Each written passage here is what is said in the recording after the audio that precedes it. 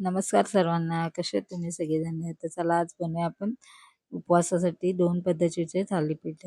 तर त्यासाठी इथे जर तुमच्याकडे पिठं उपलब्ध असतील तर त्याच्यापासून तुम्ही मस्तपैकी आणि नसतील तरी तुम्ही मिक्सरमध्ये बारीक करून हे पिठं रेडी करू शकता. तर याच्यामध्ये मी राजगिराचं थालीपीठ बनवणार आहे आणि उपास भाजणीचं थालीपीठ आपण बनवूया. तर चला आता इथे बघा, एक बटाटा मी उकळून किसून घेतलाय. त्याच्यात मी राजगिराचं पीठ टाकलेलं 1 वाटी आणि जिरं, मिरची जसं तुम्ही जे खाताय ते तुम्ही टाकू शकता. जिरं नसेल खात तर नाही टाकलं चालेल. आणि इथे मी शेंगदाण्याचा कूट टाकलेला आहे, भाजलेलं आपलं शेंगदाण्याचं आणि दही. कारण उपवासाला कसं तेलकट वगैरे तुपकट घालण्याला त्रास होण्यापेक्षा असे साधे सिंपल आणि पटकन तयार होणारे तुम्ही असे पदार्थ खाऊ शकता. आणि हे पिठं रेडी म्हणून तुम्हाला मस्त की 50 ते 40-50 रुपयामध्ये मार्केटमध्ये पण अवेलेबल असते. ते तुम्ही आणून याच्या पद्धतीने करू शकता. हे बघा, मी इथे मस्त पीठ रेडी करून घेतलेले, दही टाकलेलं आहे त्याच्यामध्ये. थोडं पाणी तुम्ही पाहिजे असेल तेवढं यूज करू शकता. आणि नाही बी पाणी लागलं तरी नाही तुम्ही.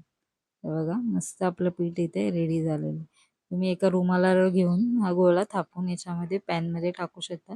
मी डायरेक्ट पॅनवरच टाकलेलं आहे. तिथं मी पॅन गरम करायला ठेवला होता आणि त्याच्यामध्ये हा गोळा करून प्रेस करू शकता. कारण पीठ चांगलं एकदम मस्त विझलेलं असेल तर आपल्याला थापायला पण चांगलं होतं.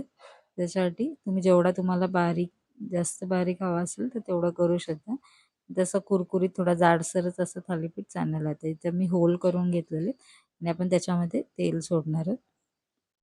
आणि थालीपीठ असे करायला पण चांगले असतात, पचायला पण हलके असतात आणि अ, जास्त वेळ पण नाही लागत. जर काही नसेल तर तुम्ही पटकन हे बनवू शकता उपवासासाठी.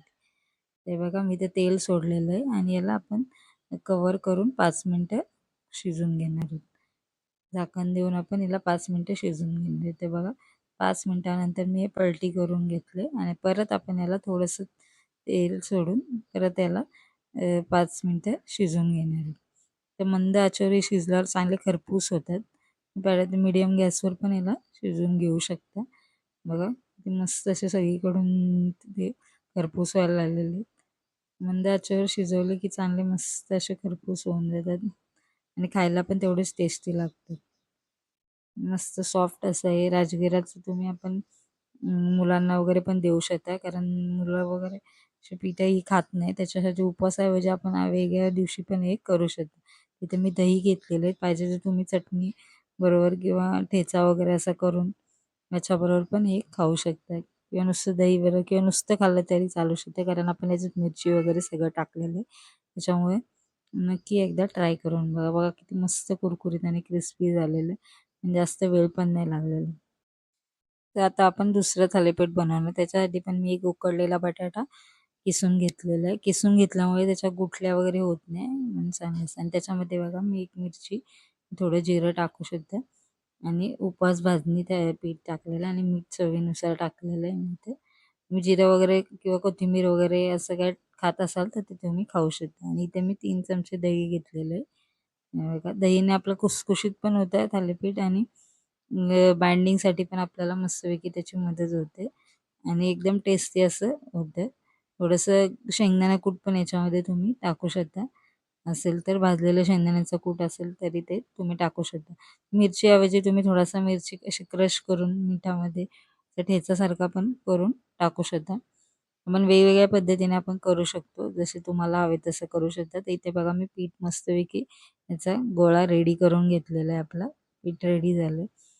कारण उपासाचे वडे किंवा भजी किंवा बोलतात साबुदाणे वडे वगैरे करण्यापेक्षा असे पटकन होणारे पदार्थ आपण आणि जे आपल्याला पचायला पण हलके असतात ते तुम्ही नक्की करून ट्राय करा. तर इथे बघा, मी एक आपलं पोलपाट घेतलं आहे आणि त्याच्यावर एक छोटा रुमाल घेऊन हे असं ते ओलं करून असं थापून घेतलेलं आहे. या पद्धतीने पण तुम्ही थालीपीठ बनवू शकता. जेणेकरून येत नाही काही तव्यावर वगैरे, त्याच्यामुळे हे करू शकता. तर ते मी तवा गरम करला आणि त्याच्यावर हे थालीपीठ आपण टाकून घेणार आहोत.